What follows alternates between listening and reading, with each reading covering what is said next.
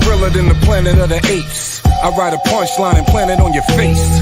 Eat a punch that you ain't even gotta taste. Here's a shot that you ain't even gotta chase. And this is Punchlines. Happy Wednesday. This is Punchlines. This is Maestro, and I am happy to be back.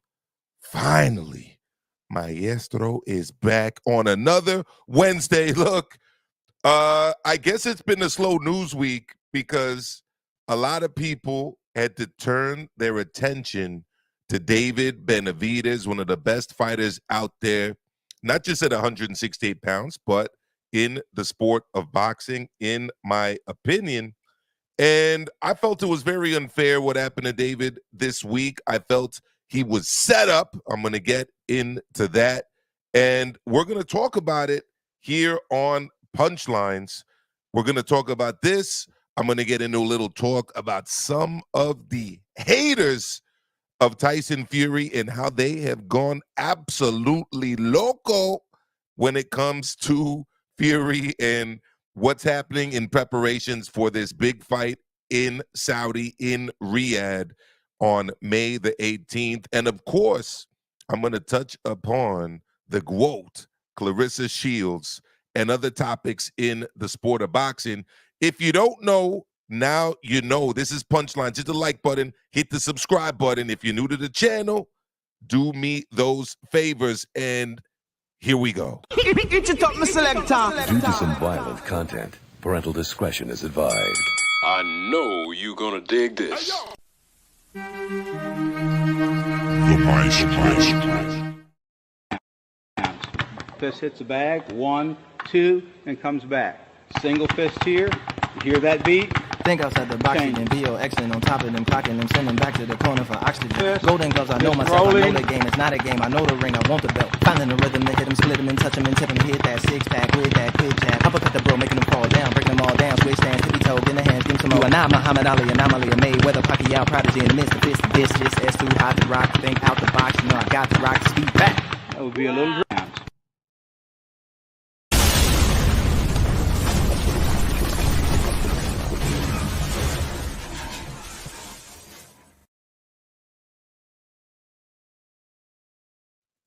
And I'm back. It's Wednesday. I'm back.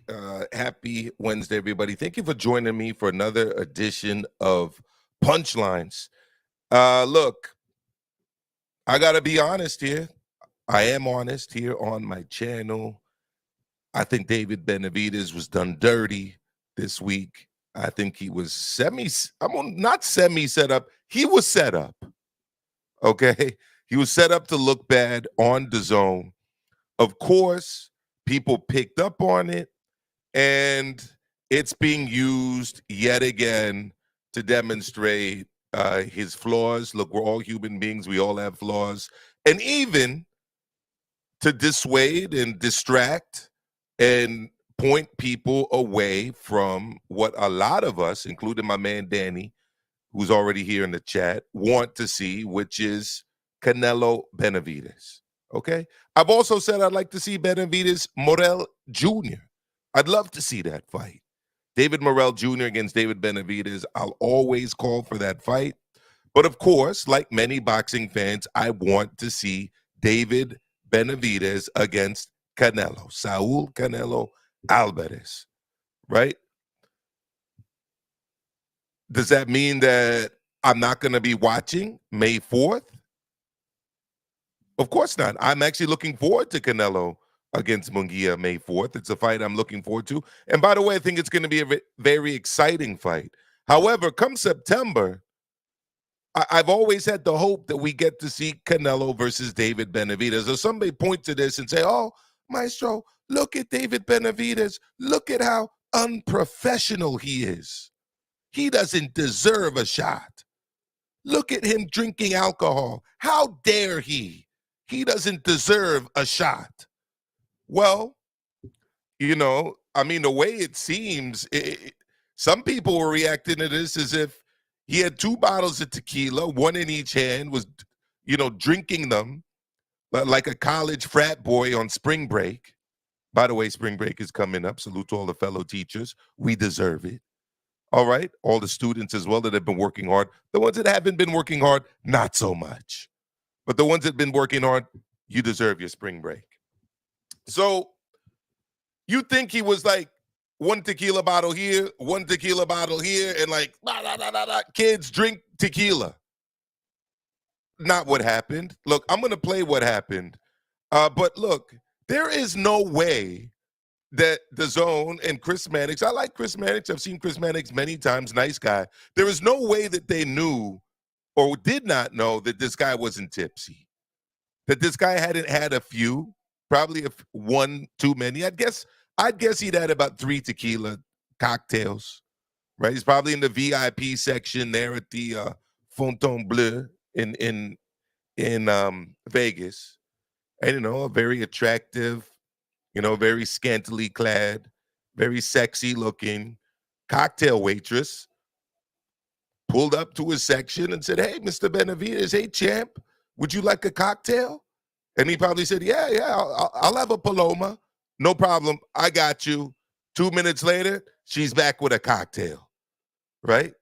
And the thing with these cocktails, you know, they're mixed with sweet juice usually, so it's tough to tell sometimes how much alcohol is in them. He probably was enjoying himself. He probably finished drinking it, and then next thing you know, right, Lolita shows up, and Lolita is offering him drink number 2.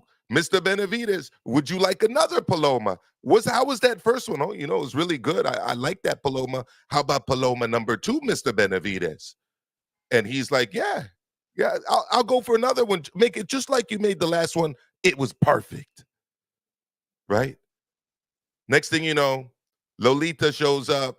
Would you like another one, Mr. Benavidez? He's feeling himself. He's enjoying the DJ music there at the Fontainebleau. And he's like, yeah, you know, I'll have. And that's where things kind of went bad. Because by the time it hit him, Chris Mannix has shown up with the DAZN camera crew, with a microphone, and starts asking him these questions. And I'm going to get into it right now. You guys can have a look. You guys can have a listen, as we always do here on Punchlines. And I'll let you guys be the judge of this for yourselves. But the way I look at it, there's no way, given the way David was speaking here, that when Chris turned up, he didn't know that he was already a little bit tipsy, so to speak. But here we go. Let's have a listen. Let's have a look. And let's go. All right, Todd, I am here with David Benavidez. David, nip and tuck fight so far between Diego Pacheco and Sean McCallum. What are you seeing? And Diego doing what he got to do. He's using his job. He's keeping his distance. He's looking great right now. What more? Look, I think he did okay for a guy with probably about 3 cocktails in him. Use his jab. It's talking about distance. You know, I mean, it's not like he was belligerent. You know, it's not like he said anything inappropriate. But think of this. This is the way he's speaking during the interview. You got to put yourselves in the situation 5 minutes before that. Hey, David, would you like to give us 5 minutes of your time and talk about Diego Pacheco? I know he's a good friend of yours. I know he's in your camp. Just give us your thoughts on how things are going. He's got his cocktail. Lolita's giving him 3 cocktails, and he's there feeling himself. Chris, kind of slurring his words. And at that point, the decision was made, let's put this guy on camera. I mean, there's no way they didn't know that he was slightly tipsy. And by the way, guess what? He's at a fight. He's not fighting. People are drinking around him. He's in the section there. Lolita's handing him the Palomas, and he's enjoying himself. But let's continue a little bit. Let's go. Or do you want to see from him in the second half of the fight? I want to see him use his distance more and his power. He's looking like using his power, so I'm really happy with what he's using right now. What do you do against a guy that's got a long jab but is sticking it into your face all night? You gotta keep doing that all night and looking for that right hand. Thanks, David. All right, Todd, I am here. So that was it. That was it. That was the sum total of it, guys. And I don't know. I didn't see anything crazy there. I saw a guy out on a Saturday night in Vegas who had probably 3 cocktails. Lolita's probably a huge fan of the champ, so instead of 1 shot, she probably put 2 or 3 in there, you know, thinking she was doing the champ a favor. Next thing you know, he didn't have you know, a scale or some kind of measuring tool to understand how much tequila was in the cocktail. And after tequila, I'm guessing probably cocktail number 3, boom, it hit him. And next thing you know, DAZN is showing up with cameras and wants to do an interview. And there's no way they didn't ask him before this, hey, Dave, a couple minutes of your time, you know, Pacheco's in there, give us your thoughts. There's no way his response to that question was less slurry than his response on camera. So as far as I'm concerned, you want to blame anybody in this situation, you got to blame DAZN. But in terms of David Benavidez' reaction to all of this, I'm going to just go straight to Ryan Garcia, because what Ryan said, I felt was spot on. Spot on analysis by Ryan. Maestro couldn't have said it any better himself. Let's have a listen to what Ryan Garcia had to say. I'm going to pull it up right here, right now. Let's have a look. Let's have a listen, and let's go. You know, I know he was recently doing an interview with Will Intoxicated, but he owned up to it. He manned up. He shouldn't have said sorry. What the fuck are you saying sorry for? It's your day off. You do whatever the fuck you want. Tell me where the lie is stated. He shouldn't have said sorry. He's on his day off. He should be able to do whatever the BP wants. Where's the lie? People get drunk all the time. What the fuck? It's the network's issue for recording him while he was drunk. Why record him when he's drunk? You know, what the fuck? Why are you apologizing, though? That's a crazy move. You're a grown man. You can do what you want. You're David Benavidez. You knock people out. I don't see anybody else stepping in the ring. You do whatever the fuck you want. Bing, bang, boom. 3-piece combination. Ryan Garcia just landed on that. I don't want to disparage the reporter, whoever asked him the question. So I'm not going to call him the word that was in my mind, but bing, bang, boom. Your ass just got knocked out verbally by Ryan Garcia. He's got nothing to apologize for. He's a grown-ass man. It's his day off. And by the way, he's David beeping Benavidez, and he knocks beepers the beep out. That's what he does. Why is he apologizing? There's no reason for an apology. And if anybody needed to apologize, the people that needed to apologize are the people at DAZN who put an inebriated David Benavidez on camera in a boxing show between rounds and put him out there like that. That's it. End of story. This has nothing to do with David Benavidez. It's got nothing to do with his professionalism. I think the apology came primarily because of his past and issues in the past and him feeling guilty about it. David, you have nothing to feel guilty about. You're a grown man. You're a young man. You live in your life. All right, it's Saturday night in Vegas. Do you? You didn't hurt anybody. You didn't send a bad message out to the kids. This is coming from a teacher. You have nothing to apologize for. Point blank, period. So let's go back. Let's listen to some more Ryan. If you could do better than him, and then get in the ring and show him that you can do better, and don't take a sip of alcohol and box your whole life and go in the ring. But you're not going to do it, so shut up. So I think he shouldn't have apologized. Recently here with David Benavidez, you know, I know. There you go. There you go, guys. And again, I couldn't have said it better myself. You know, he's David beeping Benavidez, and he beeps fools the hell out. That's what he does. No reason to apologize. Nothing was wrong about it. And salute to Ashley right here, because I'm going to pull up something that Ashley said, which is actually something I noticed as well. And what I'm going to do is I'm going to go back and, yeah, look at the smirk on Chris Mannix's face at the beginning of this interview. He's like, man, I got David Benavidez. I got him. He's a little tipsy right now. This is going to be entertainment for the fans. Check it out. There you go. I mean, look at Chris's smirk before the interview starts. He knows what he's doing. Look, he knows what he's doing. And I don't think Chris knew, the firestorm, so to speak, that would come as a result of this. But, I mean, are we now saying that 26-year-olds out on a Saturday night can't enjoy a few cocktails that Lolita's pulled up and served to them, and that sexy ass cocktail waitress outfit? Look, have you guys been to Vegas? I mean, these cocktail waitresses are out left, right, and center serving free drinks just for playing the slot machines. He's the champ.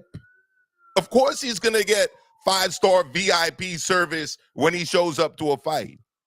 It's no big issue at all.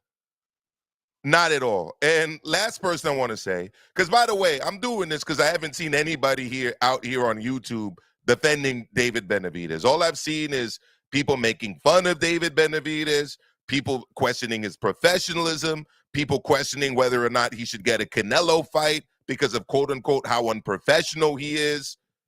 The same people that call him basic Benavidez and all of the other stuff. He's not basic. He's a skilled fighter. He's definitely earned a shot at Canelo. Whether he'll get it or not is another story. Do I think David Morrell Jr. has earned a shot at him? Absolutely.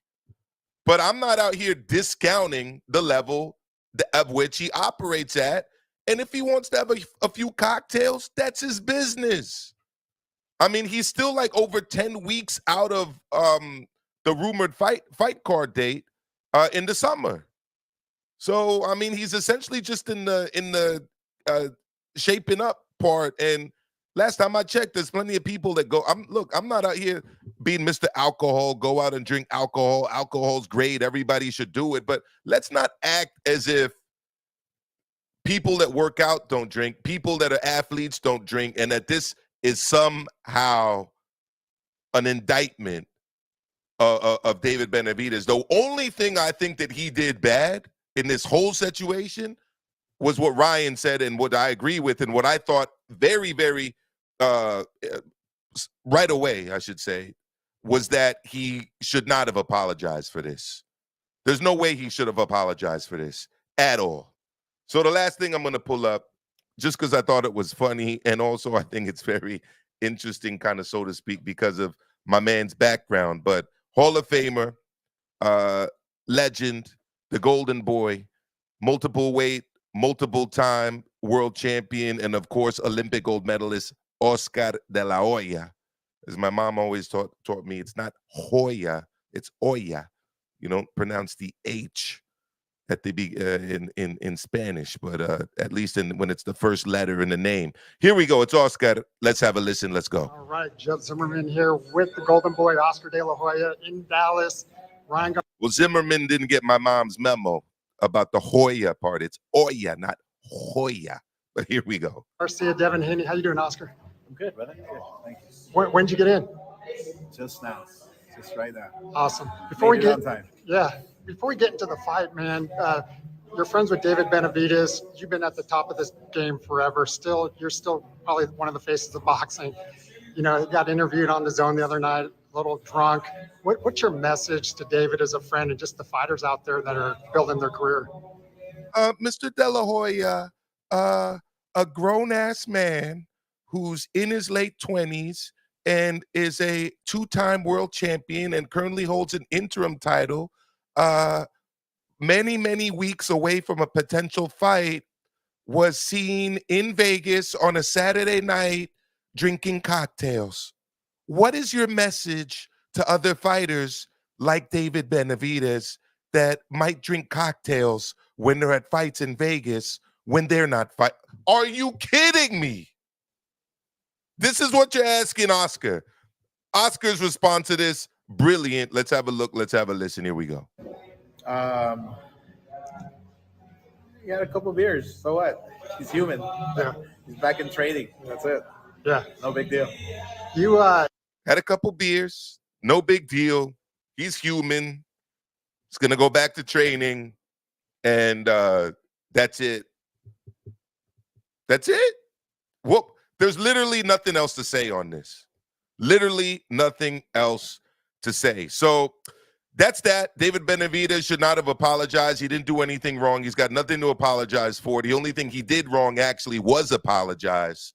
And that's it. Nothing else to say. I felt I needed to come out here and defend the man because people were just being ridiculous about this. Absurd.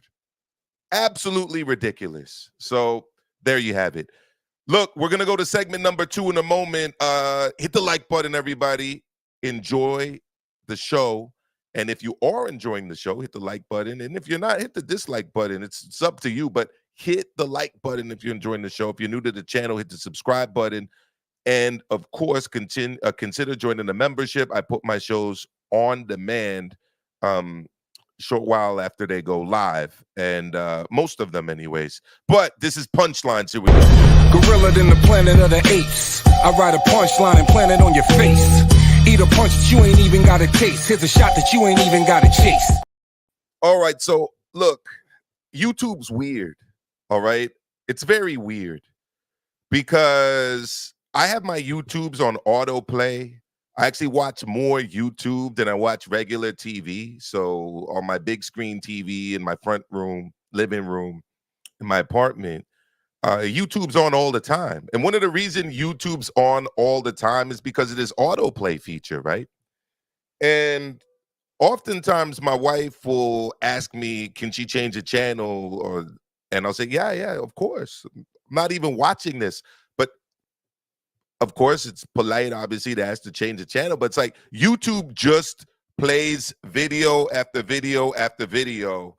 And what I find odd is that it constantly plays videos of channels that I'm not subscribed to. It does it with politics, right? So I watch a lot of Jimmy Dore. I watch Glenn Greenwald. I watch Richard Medhurst. I watch Tucker Carlson. I watch a wide spectrum of people in politics. And what will typically happen is, like, let's say I'm watching a Jimmy Dore video. After Jimmy Dore, they don't show me another Jimmy Dore. They'll show me like Lex Friedman podcast or Breaking Points or some shit that I don't subscribe to and I don't watch. Same thing with the boxing YouTube, right? So I'll watch October Red, or I'll have my man Danny's channel on, and next thing you know, I'm getting the fight with Teddy Atlas, which I'm not subscribed to, or I get videos from the particular individual I'm going to play right now, his shit, and I don't watch his shit either. But YouTube favors certain channels, the extent to which I've never had October Red, who I subscribe to, leave comments on her channel. She never comes onto my autoplay, right? Danny never comes onto my autoplay. Ringside Reporter Live, Joe Habib, never comes onto my autoplay. But the fight with Teddy Atlas comes onto my autoplay, and Hatman Strikes Back comes onto my autoplay. So because of this autoplay feature, I have come to understand that this guy Hatman, I don't know what he looks like. He sounds like he's from London. Really doesn't like Tyson Fury. A lot of his videos are absolutely hilarious in terms of the extremes he goes to in his quote-unquote analysis when it comes to discussing Fury and Fury's potential fights. And one of the narratives that's come up is, that Fury is gonna potentially back out of the fight with Usyk. So I got one of these videos come up into my autoplay yesterday, actually. And I found it quite hilarious because essentially the video is about the fact that Tyson Fury has a press conference scheduled. The press conference actually took place today, but the video is about the fact that Fury as of yesterday, had a press conference scheduled for today. And the whole theme of the video is like, isn't it really weird that he has a press conference scheduled? Really? That's weird? I mean, he's got an undisputed heavyweight title fight coming up. I'm sure they're trying to give it as much publicity as possible. But before I continue anymore, you know, I'll just go into the video itself, and I'll let you guys be the judge of some of this. I mean, the guys that really don't like Fury are now essentially saying before press conferences that he's holding press conferences. That's weird. And he might be holding the press conferences, or the press conference, I should say, singular, not plural, to back out of fights. Okay. Let's have a look. Let's have a listen.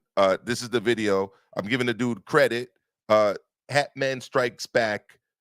Tyson Fury to hold snap press conference tomorrow. So here we go. Alerted me to the fact that Tyson Fury is holding a snap press conference tomorrow. Snap meaning at short notice, out of the blue. It says a lot right there about his perception of the intelligence of his audience, to where he needs to explain what the word snap means within this context. But I digress. Let's continue. And it's being held by Tyson himself, his manager Spencer Brown, and his promoter Frank Warren. Now, the fight is already signed. The date, the venue, it's all confirmed. Both fighters are in training camp. So it's unusual for one of the fighters to hold a press conference at this stage, especially by themselves. Normally you have press conferences when you announce the fight, which we've already had, then the fighters go away for training camp before they come back together on fight week and do several more press conferences. So this is a little unusual. So you think, well, perhaps ticket sales are slow or pay-per-view sales are slow. Who knows? Maybe they want to push it. But then Fury's purse, and Usyk's for that matter, isn't contingent on pay-per-view sales. Fury's getting... So it's weird, according to this gentleman, that Fury's holding a press conference that's additional to what's typical. But this isn't a typical fight. This is the undisputed heavyweight championship of the world, and we haven't had one of those since Lennox Lewis defeated Evander Holyfield.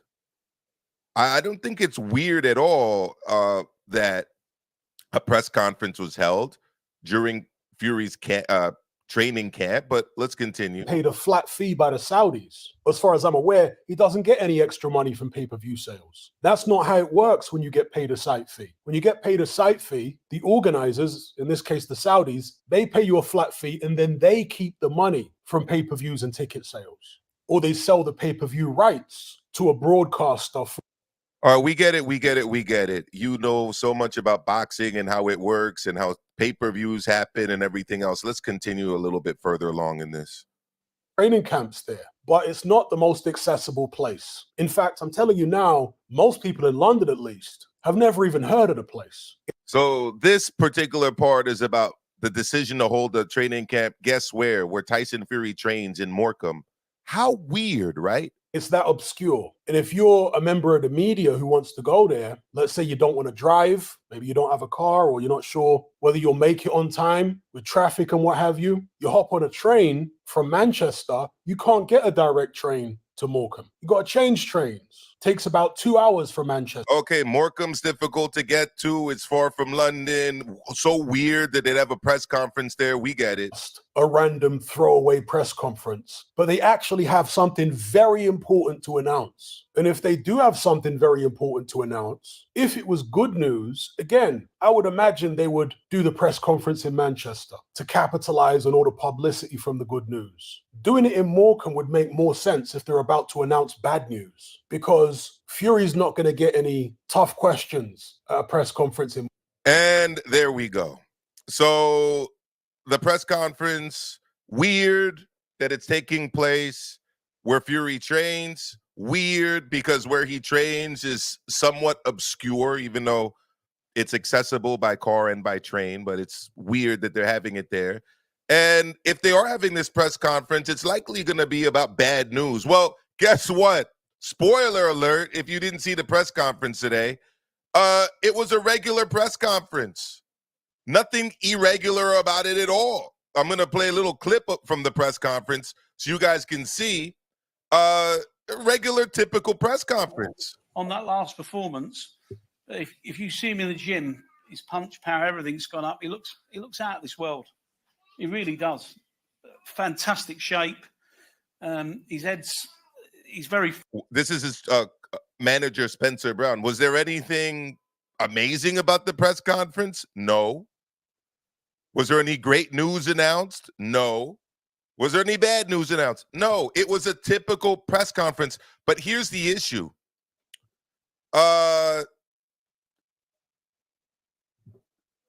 People have to scrutinize Tyson Fury.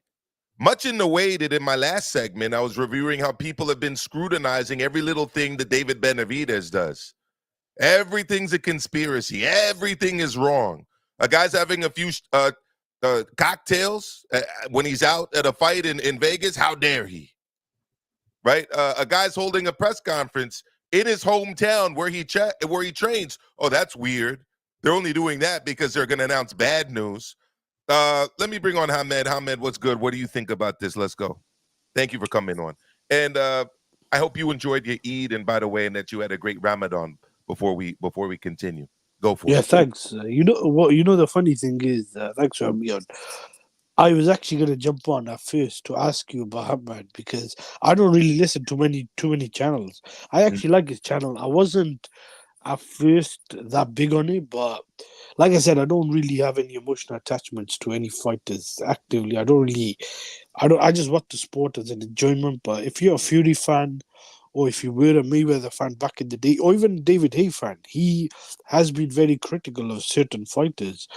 I basically had no issue. The reason I was going to jump on was because I was trying to get onto his Patreon, because I don't really listen to too many channels, but I've only used Patreon once, I think, in the past, which was, I can't remember, it was a while back, but it was for a certain podcast, but I was having issues with how to use the app because that is a bit complicated, but I actually don't think he was too far off in that video, because I also thought that was a bit random, that press conference.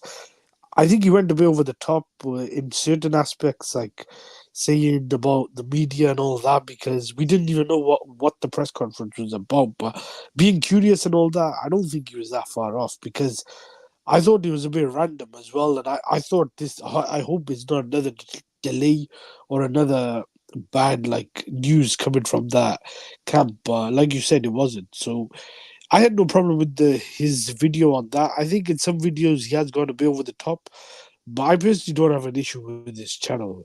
I think if it's not for you, then I personally, if I was in that shoes or in your shoes, I wouldn't listen to him, because I know quite a lot of people that don't like his channel. I think a lot of those people are big Fury fans. I'm not that big of a Fury fan, although I am a fan. I really don't have much of an issue with this channel, because I've heard other channels that I think they are way, way biased, way on the opposite spectrum. With him, I think he does a fairly decent job on trying to be as objective as possible. With Fury, I think some people have kind of lost their patience or kind of got sick of him. Maybe he's one of those persons. But when he talks about boxing generally, I don't think he's that bad of a channel. Well, there you go. And give me your thoughts, Hamed. You saw, as I bring on Little Penny here, give me your thoughts on David Benavidez enjoying a couple cocktails in Las Vegas Saturday night. I know you're a devout Muslim, so you might not be the best person to ask, because I'm sure you don't vibe at all. But you do live in the UK, where drinking is quite common, and it's actually allowed. People can drink in public, on the rails, and on the tube and everything, and on buses. Unlike here in the United States, where you can't drink out in the open. But what were your thoughts? I just think people are making a big deal of it. A lot of those people happen to be Canelo fans or big Canelo fans, big detractors of Benavidez. I don't know. I think he should be allowed to do what he wants in his spare time, unless somewhere says you're not allowed to drink as a boxer or in training camp.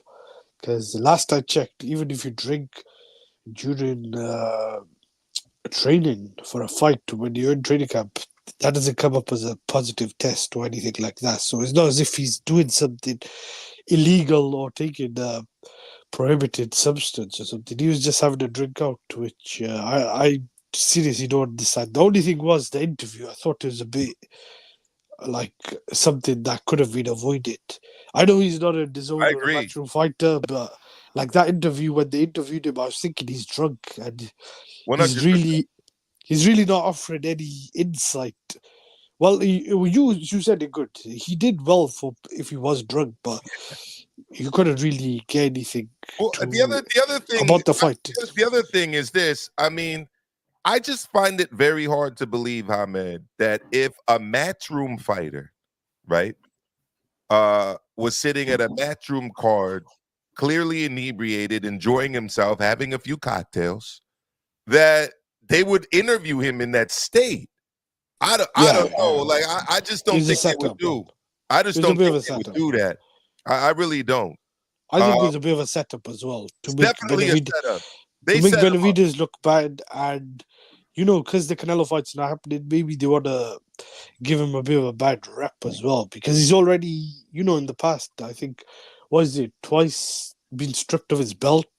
One was for weight and one was for cocaine. So I think maybe Mannix was trying to set him up. But yeah, I don't see the issue with it. Like, I agree with what you're saying, but I personally think that could have been avoided. If I was with Benavidez or one of his team members or someone who was around him, I would have just told him to avoid, I would have told Mannix or whatever to avoid it. He's not in the right state of mind. I agree. Because I didn't get anything from that interview. I didn't understand. What was gained? Yeah, by definitely. The interview? What was the journalistic value of interviewing David Benavidez in that state? Before you continue, I do want to big up my man Sly Tendencies. He says David is a grown man. David Benavidez is a grown man. I agree with that, of course. And he also comes with the super chat. And he says, if you're a professional boxer, apparently you have to live a blameless life. I feel the same way about us knowing about Tiger Woods' personal life. There you go. And I got to give a big up as well to my man Kenny. Last time I was with Kenny was actually at a fight. Kenny worked a corner with me in Jersey. Kenny, I might as well tell you this now. I'm working on arranging a fight for another fighter, and we're hoping to get on the Canelo undercard as a later replacement opponent on May the 4th in Vegas. So if we get that fight, stay tuned, because I will announce the fight here on my channel, and hopefully we'll be out in Las Vegas. You're the head trainer, Maestro? Yes, absolutely, and manager. And Maestro, if you do get that right, and the camera's on you, do what Brother Nazim said, like hit without getting wet, like stuff like that. Or do a Teddy Get the grease out of this dude. Do a Teddy Atlas in the corner. my man Danny Fight Fan TV Live is also a corner man too. He worked with Craig Richards out in England. He's in the chat right there. He's also a big David Benavidez guy. So I know he ain't mad at David for doing championship shit on an off night in Las Vegas. Lolita came up to him, offered him a cocktail, and he said, "That would be two, please.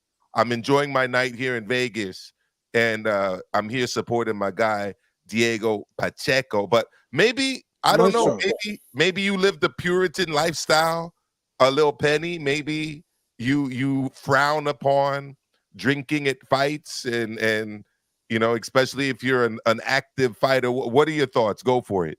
Well, I don't drink myself, not for religious purposes, but I don't know. Alcohol has never really. I don't really need it to have a good time. But for athletes, I think with athletes, you got so much pressure these days. I think they can have one or two drinks here and there, like it doesn't hurt. But as long as they're in moderation.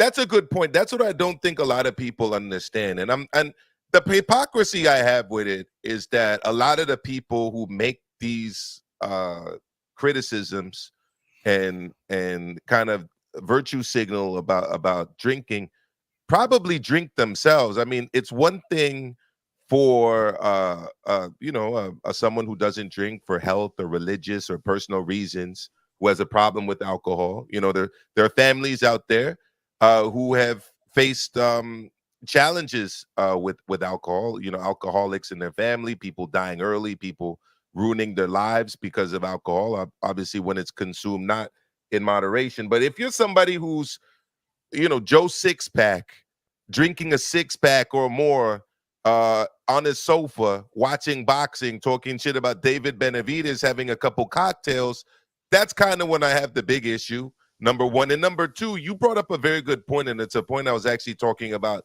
with my wife earlier today, which is that a lot of these guys face a lot of pressures, and they put their bodies through extreme situations. So when they're out of that extreme situation known as a camp or getting ready for a fight, right? Sometimes they just want to let loose a little bit. And we live in a culture where alcohol is part of that.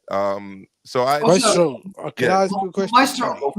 Maestro, also Sly makes a good... Lil Penny, and then Hamed, right back at you. Yeah, also Sly makes a good point here that, look, a majority of boxing cards, they're sponsored by alcohol companies. Corona Extra, Budweiser, yeah.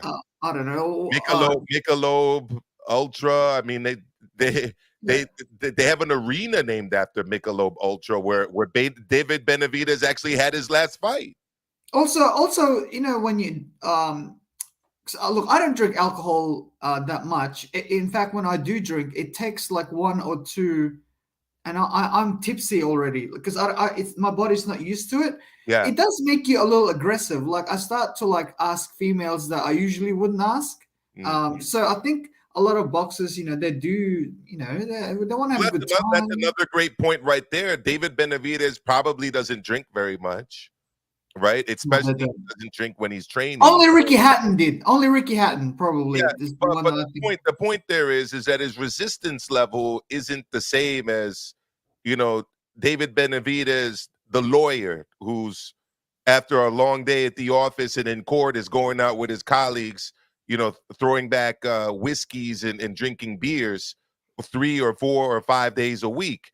If you're not a regular drinker, you have a little bit of alcohol that's going to affect you more than a regular person. But like I said at the beginning, I actually don't even think he said anything that crazy when he was answering Mannix's questions, in my own humble opinion. But Hamed, I know you wanted to chime in, and I really appreciate your time. In the UK. I gotta go in a minute, but I was just saying it was just a bit of a blunt interview. I was gonna ask you, don't you think though, like you were talking about Fury was haters or detractors? Like I can understand why so many people are critical of Fury at the moment because of how he's behaved or how he's carried out his career in the last couple of years, with like taking the Ngannou fight, then pull it out of the Usyk fight, and that whole negotiation. The Ngannou fight that Anthony Joshua took, got it. Yeah, no, I was just saying at the time he took it, when a lot of people wanted to see the Usyk fight. I'm just saying some of these things we may agree or disagree or whatever, but I could understand why some people are more critical. At the time when Usyk was fighting a mandated fight against Daniel Dubois. Got it. But you're gonna defend. You're gonna obviously. You're gonna. No, I just don't think that a lot of these criticisms are very fair. No, but and some of them. Can I just say the criticisms for what they are? What you get to is just. Can I just say something about scheduling and mandatory situations and the fight needing to happen in Saudi with His Excellency Turki Al Sheikh. No, I get that. We got the fight at the end, but it was for about 2 years. He was fighting Chisora in the third fight, so why which I did. Making videos about him backing out of fights and holding. I was trying to get to Benavidez. I was trying to get to Benavidez. Okay, you're missing the point. My point was I could understand some of the criticism or a lot of the criticism. But with Benavidez, I think a lot of these people who are, just going after him and making videos about him and talking about it non-stop about him being drunk and not a professional and all that, to me is a hypocrisy, because a lot of these guys asked guys like Benavidez to, fight the best opponents available. Then Benavidez just... Can I just finish? Who's out there making all these videos on David Benavidez?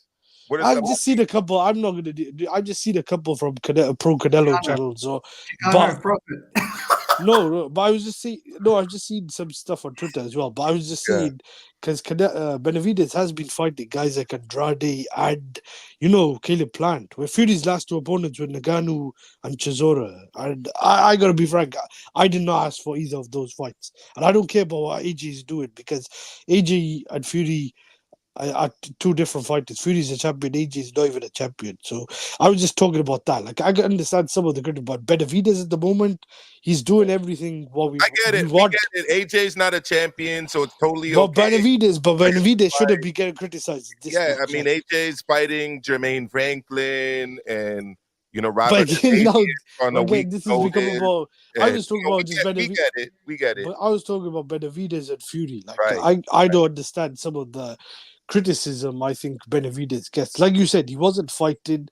He was just watching a fight. So that I don't understand. I think it's a bit bizarre. He's still young. So Benavidez is young, isn't he? 20? But I don't think he did anything wrong in that situation. If that was Canelo, or if that was, I don't know, Charlo or someone else, would there be this much of a big reaction? I don't know. He didn't really say anything. I don't think that off. It seemed like a bit of a. He didn't even curse. It's not like he said anything belligerent about a particular group of people, or he was being a misogynist or something. He literally just was giving an analysis of a fight with a slightly bit of a slur, right? And that was it. But who's Benavidez fighting next, by the way? Do you guys know? He's supposed to fight Alexander Gvozdyk, the former unified champion. Light heavyweight champion. Maestro, thanks for having me on, man. No problem, Hamed. And I always appreciate you being a good sport with me interrupting, all of that stuff. No, it's all right. Thank you so much. I'll speak to you guys soon. All right. Absolutely. Thanks. Thank you, Hamed. Thank you, Hamed. God bless the king. Yes. That was Hamed, and we're joined by Sly. Sly, you must think I'm the biggest bullshitter in the world, but I do have the thing. I promise you, it will be sent your way. Oh, stop it! It's okay. I'm not worried about that. I'm actually. I remember a video not too long ago of Canelo. That he was real fucked up on he was drunk at a party or at a concert or something, and he was yelling, and I was so mad that I swiped down and didn't give a shit. These guys, the only way I would be upset is if David Benavidez was coming out on his Instagram every 5 minutes talking about we need Jesus back in schools and all this other shit. These guys are human beings. It's different when a politician who's anti-gay gets caught being with men. then maybe I would have an interest about it. But this is just a guy. You can't be a human being and be and live a blameless life. It is what it is. No, absolutely. Sly, is Ryan Garcia ready? Is he ready or not? Is he? And that's the biggest. This fight, I don't know, man. I give a lot of shit to fighters for not promoting themselves well, like Boots Ennis and stuff. Not for necessarily not promoting themselves well, but for not being great talkers. Today, by the way, he signed with Matchroom. Yeah, I saw that. Yeah, I just mean they don't do a lot to sell fights. He's overdoing it, in my opinion. Talking about Puffy and all Diddy and all that stuff, but I don't know, man. I just think that it's really stupid. Nobody in this world is nobody's innocent. Nobody. But Sly, if Ryan Garcia, we're gonna answer this question right now. Look, here we go. What do you think? I keep working, and you can take a good look at what you're seeing. It doesn't matter to me. We get up and we go, and through the rain, through the sunshine, we keep on moving. I'm with my brother here. We'll go frontwards, backwards. There you go. I mean, it's all this kind of training footage. I don't know what you think, Sly, but hand speed, speed. The problem is that go get him, Ryan. Go get him. I'll tell you something. Yeah, go. I'll tell you something for nothing right now. There's an old bodybuilder named Dorian Yates. He was 6-time Mr. Olympia, and he said something to me that really stuck with me. He said that the only thing in this life that separates the good, like the best, the greatest from the best, is consistency. And when I look at somebody like Ryan, I see all the talent in the world, speed, power, even looks. Like he even looks great. Like he's got Dior. What boxer has, gets sponsored by Gucci and stuff? It doesn't happen. Yeah. What you don't see with Ryan is what you see with Devin Haney. Devin Haney's not doing all these crazy tweets and stuff, and I'm telling you, but here's the thing about Haney. I don't see unbelievable genetics. I don't see unbelievable power, unbelievable speed, but he's consistent. And that's why he's so hard to beat. Yeah. Hey, the last time someone did that chain photo, which was Jermel Charlo, he laid an egg. So hopefully Ryan won't. I don't think he will.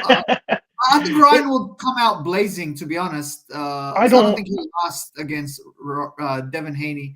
I think he's going to go for the kill early because he won't be able to outbox Devin Haney. But miraculously, if Ryan Garcia wins, miraculously, right, I think he's the face of boxing immediately. The irony of this fight, and it's something I always gave DAZN credit for over PBC, is I didn't like it when they did these quote unquote bullshit fights. And I'm going to tell you this: if you look at the PBC, I gave him a lot of shit. How does Rolly Romero get a title shot coming off of a knockout loss, right? But how does Devin Haney get it? Not Devin Haney. I'm sorry. How does Ryan Garcia get a title shot in another weight class coming off of a knockout? That's in Fundora get a title shot. Fundora. I mean, there's so many examples. Knockout loss. I mean, the examples of this are rampant, unfortunately, in our sport. It's not that I'm trying to be a purist. I just, I just find it a little odd, but I get it. The money's there. There's 4 title belts, 5 if you include the IBO. So, and I include the IBO. IBO is included. IBO is included. Yeah. Ricky had the IBO belt. Not just Ricky. Okay, Dmitry Bivol is the IBO champion right now. Kostya Tszyu, Vladimir Klitschko, Triple G, who I know you're a huge fan of. We talked about that last week. Lennox Lewis. The examples are numerous, Lil Penny. But before we get into more boxing talk, sometimes I do have to bring up these other topics, mostly because I want to.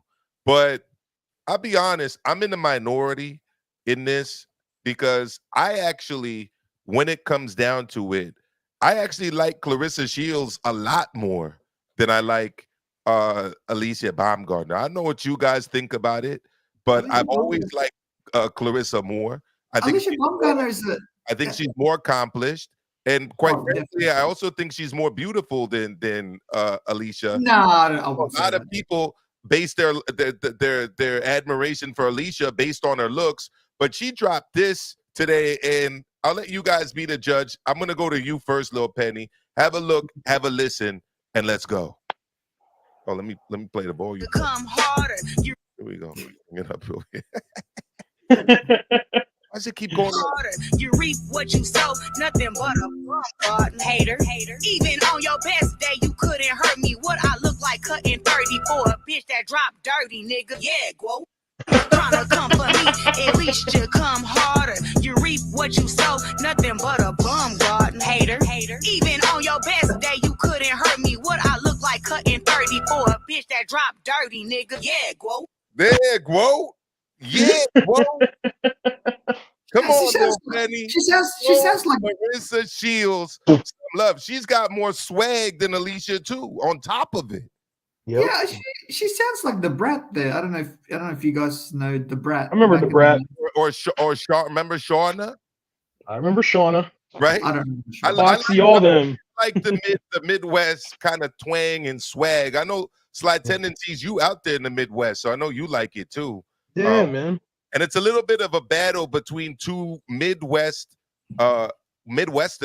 both from Michigan, actually, both from the Detroit area. Let's be honest, she didn't. Clarissa Shields didn't write that song. Someone wrote it for her, and she just sang it. Alicia Baumgardner can do that as well. But anyway, I do like Clarissa Shields more. She's definitely more accomplished. Also, Alicia Baumgardner, she needs to. And you forgot to say, and more beautiful. No, I think Alicia's more beautiful. But Alicia Baumgardner needs to fix her like drug testing. Like that's still up in the air. Yeah, and she also needs to. She needs to fight. What's her name again? That British girl. I can't remember. Michaela Mayer. Yeah, Michaela Mayer. They need to do a rematch at whatever weight, 147, 140, 135, whatever. She needs to revisit that again. Penny, look at that smile. Look at that swag. And then you add in the lyrics. She's a little too lyrics to it. Come on now, Maestro. She's a little too big. Shields, some love. No, Alicia. Clarissa Shields too big for me. I like the thin because I'm thin. You know, at least you're being honest about your bias. So what it is. I have my biases as well. It is what it is. You know. Also, I know Clarissa gets a bad rap by a lot of people. Yeah, because she's self-proclaiming all the time. She's self-proclaiming. Let me tell you, Clarissa Shields is a sweetheart. I've met her multiple times. I met her in New York City. Maestro. She's always respectful, is willing to give her time and just have a conversation about boxing. It's not what you see on YouTube, that's for sure. Yeah.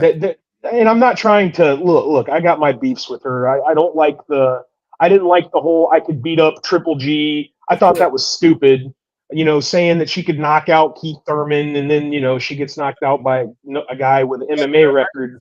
The self-belief, the delusion, because for her to get to where she's gotten to, Lil Penny and Sly, she's got to have a little bit of that, for sure. Yeah, I don't like. She's come a long way to where she is right now.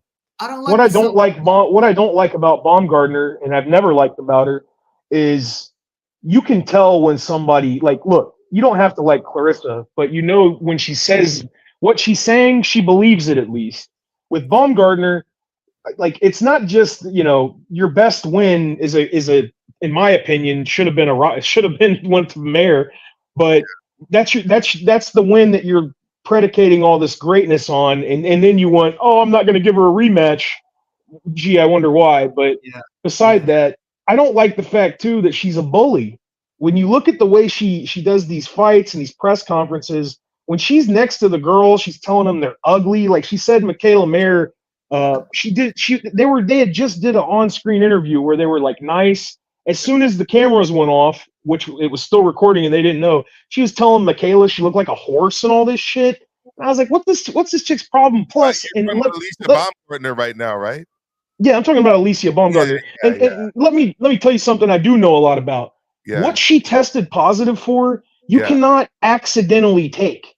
Masterlone is the most synthetic steroid that you can possibly.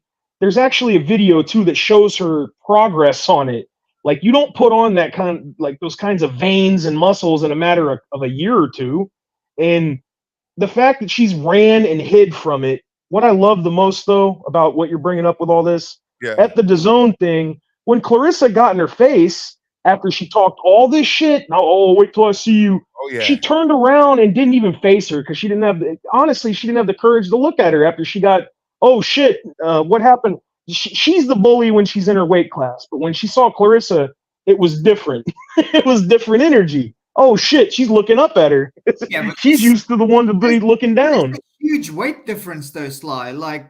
But what you're forgetting though, Penny, is that Clarissa Shields didn't call her out. Baumgardner's the one calling Clarissa out. Thank you. And Lil Penny, I meant Sly. I'm gonna actually bring this up a little bit so people could see, in case they don't really know what you're talking about. There was a little bit of an incident that took place at the fight on on Saturday, which right away was a huge flop. I don't know if you guys saw it, but yeah, I did. I mean, that's like a 1,500 seater. It looked like it was like half empty every time the house lights came on. Not very impressive stuff, but here we go.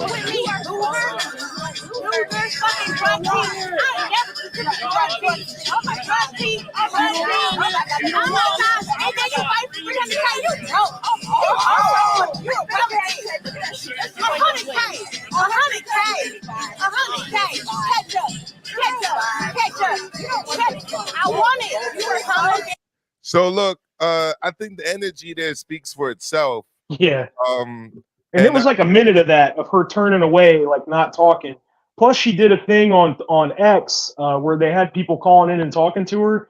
She was blocking anyone. Like, people were being polite about it too. They were just like, "Can you address the failed drug test? Can you explain it?" By the way, Sly, has that not been overturned and turned into a no contest or even a loss?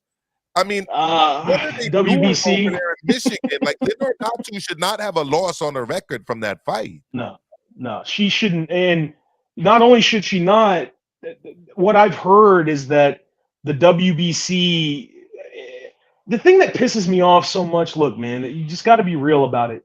The WBC is they're calling it a not a failed test, but a inadvertent use or some shit. Like, you don't inadvertently take master loan. You just don't. Like, you don't. That's an injectable only drug. It's injectable. Yeah, you can only inject it. Harrison injected it to her. Probably. They've had a big split too. He had a lot to say about her. I thought they were married or something at some point, but yeah, he doesn't even mention her in interviews anymore. When people ask him about it, he doesn't talk about it. I thought the fighter-trainer relationship with benefits. That's a real, I don't know. I don't even want to go there. I think that's a big kind of a creepy thing.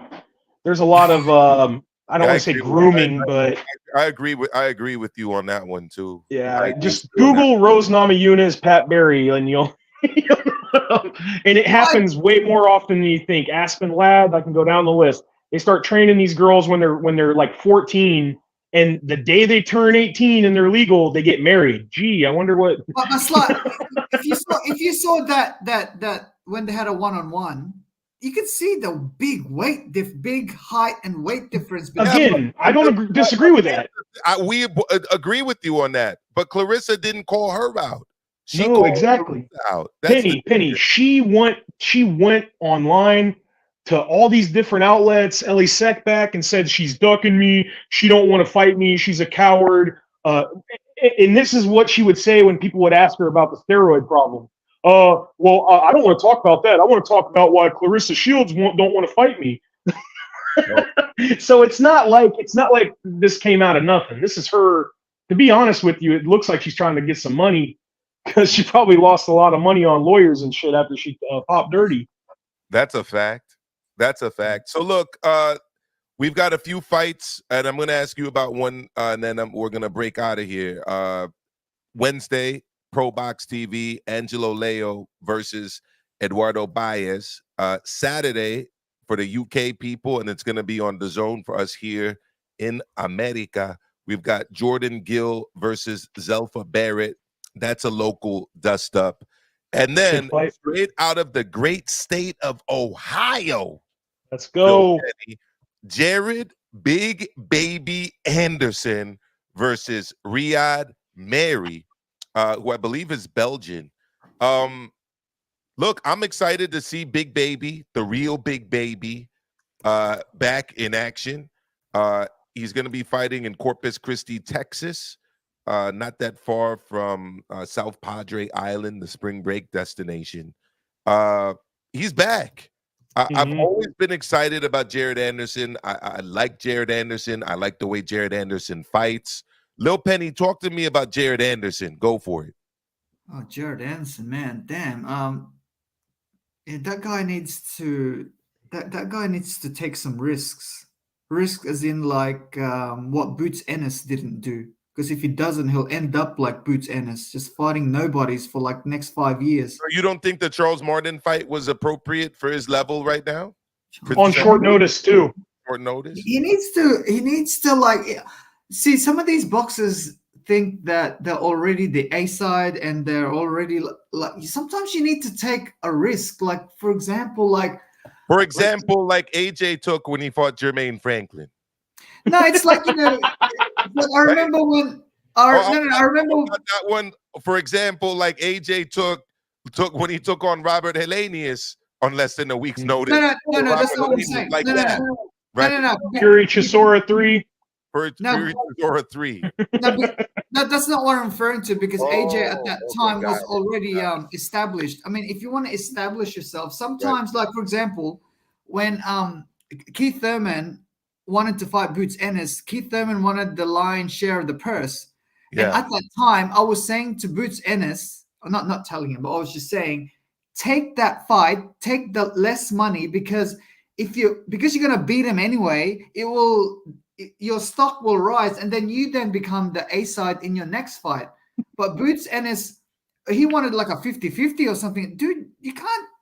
Dude, you're a nobody. Yeah, you got great talent, but you haven't earned the right to take a 50-50 fight on someone who's a somebody, which is a Keith Thurman. So I feel like Jared Anderson needs to fight like, I don't know, like someone who's like Zili Zhang or something like that, and take an 80-20 purse to get your name in the bracket, because his name's not in the bracket at the moment. So these fights, I don't care about these fights. What 24-year-old prospect can you name that's taking on guys like Zili Zhang?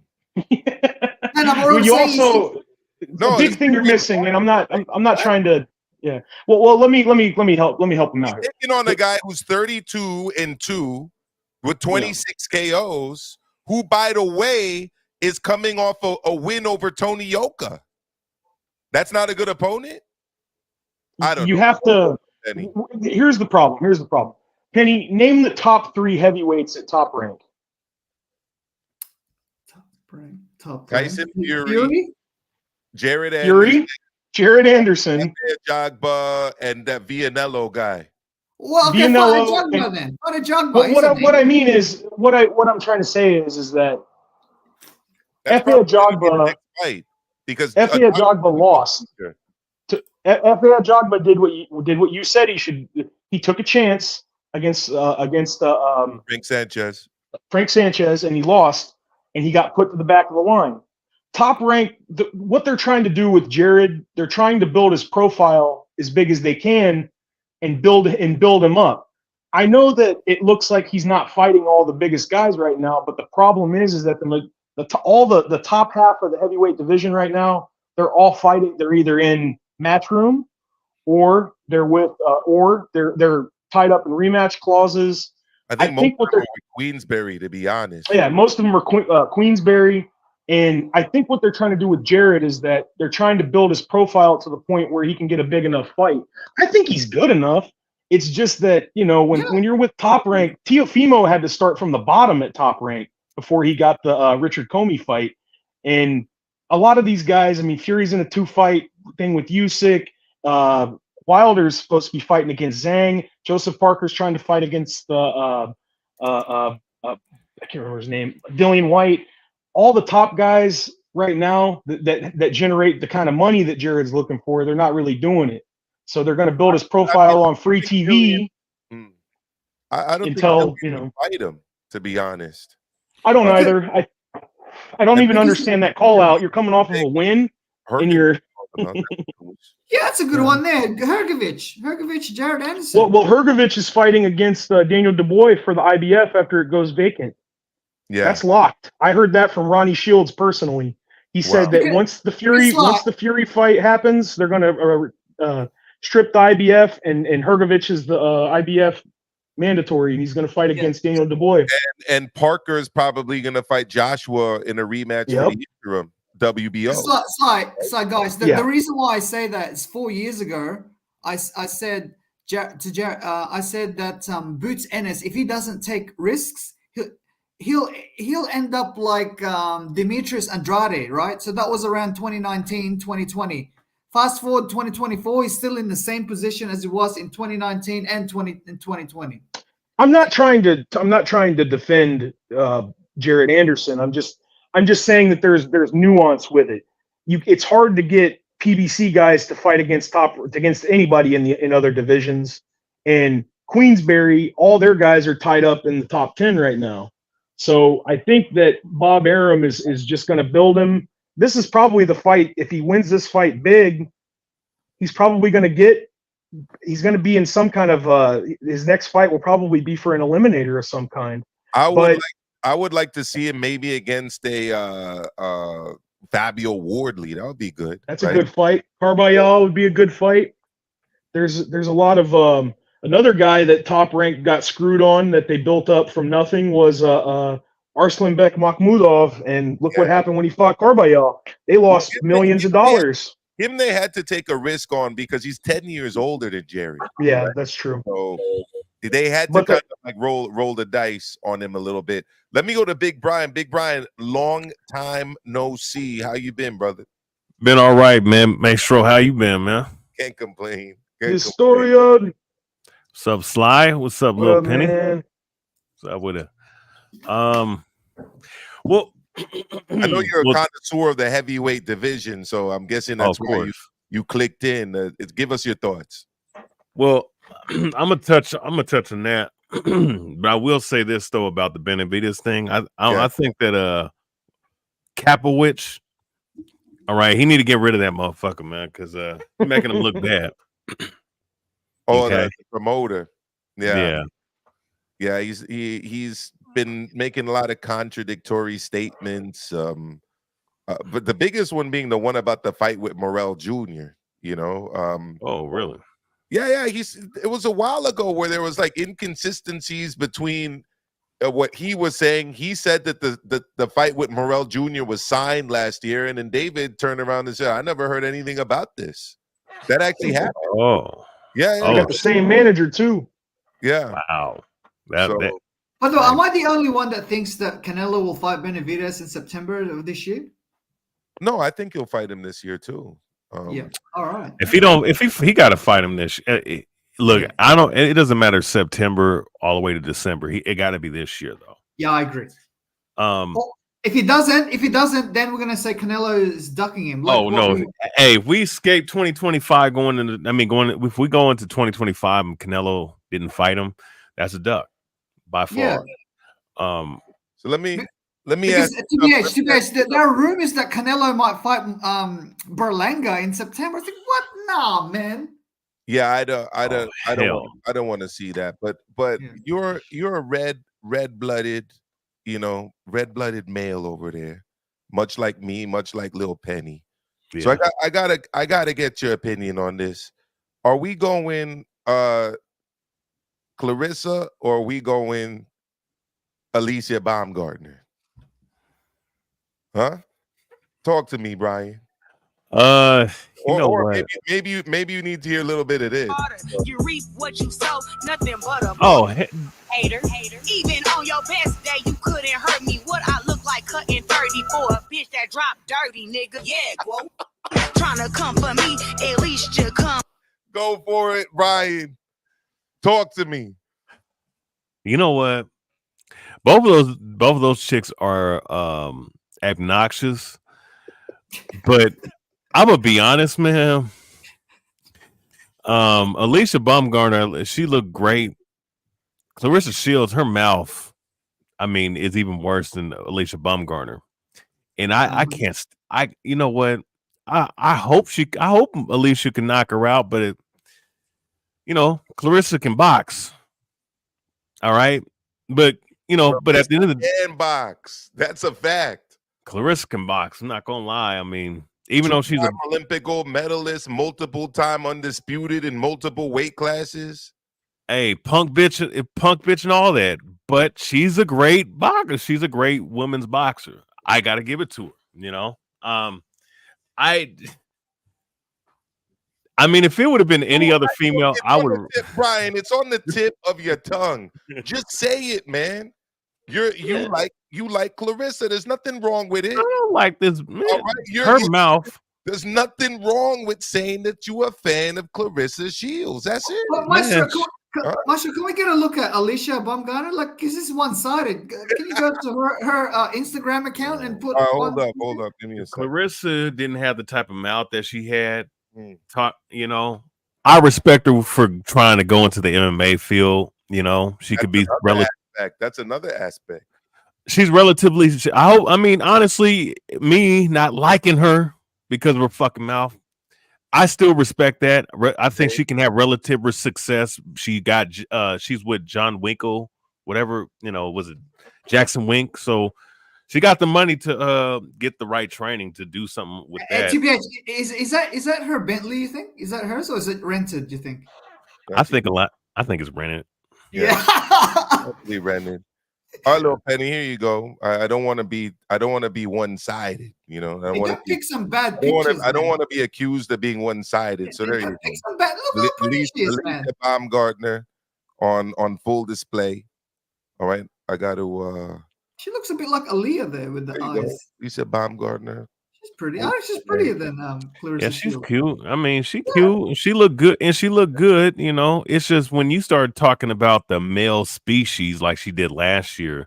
Yeah, I didn't like that. And I wasn't a big fan. There you go. She's pretty. Man. I don't know.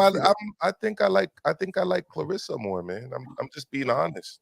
I don't like the makeup, but without the makeup, she still look. She look good. Just being honest, You know what? See, there are some ugly pictures of Clarissa, but then you got those 1 and 2. I mean, look, and when you talk about the boxing, it's already a no contest. So yeah. I mean, let's keep it. Yeah, she's she's big. I don't like the self-proclamation. If you're the GOAT or the GOAT, you don't hear Michael Jordan saying he's the GOAT.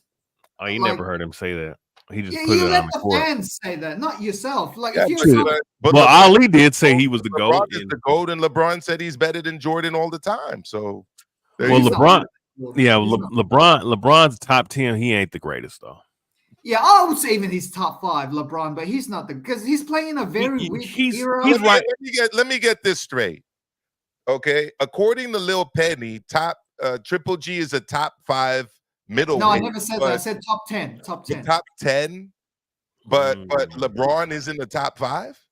No, I said he's top 5. LeBron. Oh, okay. TBH said he's not top 5. He said top 10. I got top 5. If you're talking about basketball, top 5: Jordan, Kareem. Yes. Larry Bird. Magic. Yeah, Larry Bird. Man, Larry Bird's actually better than Magic. Larry Bird. And Wilt. LeBron. Wilt. Hakeem definitely up there. Oh yeah. I'm just thinking Hakeem. Bill Russell. Bill Russell. You could even then LeBron. You honestly, then Shaq. Basketball, you got to. I got LeBron 5. I got LeBron 5. Position, then Shaq. You got to do it by position. Kobe Bryant. Kobe's just out the top 10 because of his I agree with that because I do think like before Kobe died, he wasn't even in the discussion of in the GOATs like the top 10, and then when he died, all of a sudden it's like number 2, number 3. Well, no, his fan base was the ones to initiate that silliness. So, he's the greatest of all time. Like, bro, he's probably not even the second greatest shooting guard of all time, and I just got to put it like that. Oh, I think he was second. Third would be Wade. Jerry West, Clyde Drexler, if they had the fucking teams that Kobe had. The only thing with Clyde is he could only dribble to his right. For some reason, I never. That's what they say. They always say that silly shit, but you always see these guys. I was thinking the same thing because Arvydas Sabonis in the Soviet years, nobody was touching him, bro. He was good. Because Declan is bringing up what about the Lithuanians because this is before they started coming over to the NBA. We can talk other sports all day long. Before this live, I was watching PSG versus Barcelona, and that was an amazing. Oh, what's his name? Keelan. What's his name? Keelan, whatever from PSG. What's his name? Keelan Mbappe. Yeah, he's good. No, he's good, and he's not the only player that they got on their roster either. I mean, their whole team is stacked. Where did PSG? They lost at home today. Hey, Maestro, where did PSG get the money all of a sudden? They never used to be like a big deal. They got the money from the Middle East. They got that, which is why they're able to go out and get all these guys that they got. You know, okay. Like I said, their team is stacked, but Barcelona is stacked as well. So listen, I'd love to have you guys back. I'm gonna start making sure I go live every Wednesday. Like, Maestro, can you play that video? It's really quick. Like we'll do a funny one every time before you leave. Oh, which video? You sent me one? Yeah. Just fast. It's only for like 15 seconds. Okay, you gotta fast forward it to 403. Oh, the 403. All right, I got you. Hold on. We'll get it. TBH, you like this, man. This is really fun. It's hilarious. That forwarded to 403, you said? Yeah. Oh, I know what we're talking about. It was a real funny one. This is hilarious. Right. This is for Paulie Malignaggi. This is a great idea, by the way. Keep these videos coming for the end of the show. This is for Paulie Malignaggi fans out there. There you go. Let's have a listen. Let's have a look, and let's go. Oh, I got to take it off mute, though. Hold on. Take it back to 4 minutes. Take it right over here. Final thought. Any regrets about anything that went on in the pre-fights and all the news conferences? Negative. I'm good. I beat Paulie. I left with his belt and his girl. Adrian, congratulations on winning the title. He's Paulie. Come on in. Hey, I'm just saying you lost. I know. Lost. But hold on. Wait, but don't brag about taking my side piece. Don't brag about taking my side piece. You don't get laid. All right. He sound like a little bitch. Paulie's about to cry, man. We'll have a chance here in a moment to talk to Paulie. Has Cooler the title. Final thought. Any regrets about anything that went on in the pre-fights and all the news conferences? Negative. I'm good. I beat Paulie. I left with his belt and his girl. Adrian, congratulations on winning the title. He's looking at Adrian. Look at his dad in the background. His dad is so happy with his son saying that. That might be one of the funny. Look at his dad. Look at his dad. He's a proud papa right there. The title. Paulie, come on in. Hey, I'm just saying you lost. I know. But hold on. Wait, but don't brag about taking my side piece. Don't brag about taking my side piece. You don't get laid. By the way, this guy was actually a very close fight. This guy was very close. Hey. Hopefully we'll have a chance here. Oh, that was a funny one right there. Lil Penny coming with the gems. You had one last week. You came back just as strong this week. Oh, yeah, the Bob Arum one last week was very funny. All right, Big Brian, let people know where they can find you. Oh, yeah, you can find me on Boxing Story, the Boxing Story on 206 on Twitter and on YouTube. And by the way, I'm a big fan of your work on Punch Boxing. You had a few videos on that that will go down in YouTube lore and glory for many years to come. Yeah. All right, and Lil Penny, I don't know if people can find you anywhere. You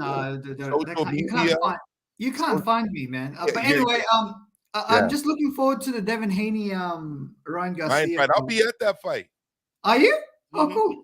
Yeah, I mean it's right here in New York City. There's no reason for me not to go. Yeah. In Barclays, so take the seats down. It depends where they put us in the media section.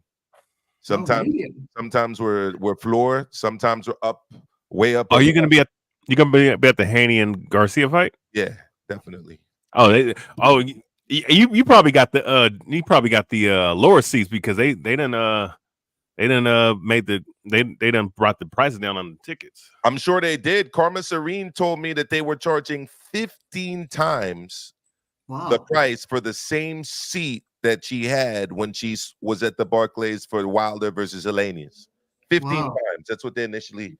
So it's sold out, obviously. No, it didn't sell out. No, This is not Ryan Garcia Haney. It's not sold out yet? No, not even. No.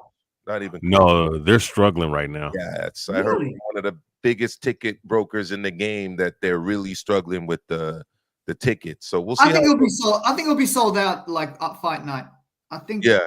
You got a Patreon? Do I have a Patreon? Yeah, it said Patreon on your thing. Yeah. I have a Patreon. Yeah. Oh, okay. Got a few people contributing to the Patreon, trying to keep my break even YouTube stuff going. You know, and I appreciate Maestro, you gotta leave. Maestro, you gotta leave New York, man. It's too expensive. You gotta go somewhere. I've been saying this for years. I want to get the hell out. So it's a constant negotiation. Like I don't want to be here any longer. I want to go. I want to leave. It's killing. What about your school? Well, obviously, if I leave the city, I'd have to leave my my job. But I'd hopefully pick up a job somewhere else. Are you gonna be an early setback or something, or what? Nah. I'm happy taking these 25% checks right now for being a trainer manager. Just if I start working with higher, the more fighters I work with and the bigger fights that they're in, the bigger those checks. So it is what it is. But guys, I got to get going. Thank you so much for joining. Everybody who's still here, hit the like button right now. Come on, that's all. I'm just asking you to hit the like. That's not too much. Hit the like button. If you're new, hit the subscribe button. Invite people over to the channel because you're going to get some of the best boxing talk here. All right, the people I'm here with are some of the best talking boxing as well. Big Brian, Lil Penny, my man Ludo. Obviously, want to have on my man Smallsy as well out of the UK, and the people I connect with, like obviously October Red and my man Danny and Joe Habib and others. So look, we got the best thing going. You just got to hit the like button, let people know about it, help the channels out. So thank you so much. I appreciate it. You guys, I'll see you later. If you don't know, now you know. This was Punchlines, and I'll see you for the next one. Take care. Gorilla than the planet of the apes. I write a punchline and plant it on your face. Eat a punch that you ain't even got to taste. Here's a shot that you ain't even got to chase. The likes of Lennox Lewis came back from massive losses. Lennox twice. is a clown. I don't respect Lennox. He created a legacy, though.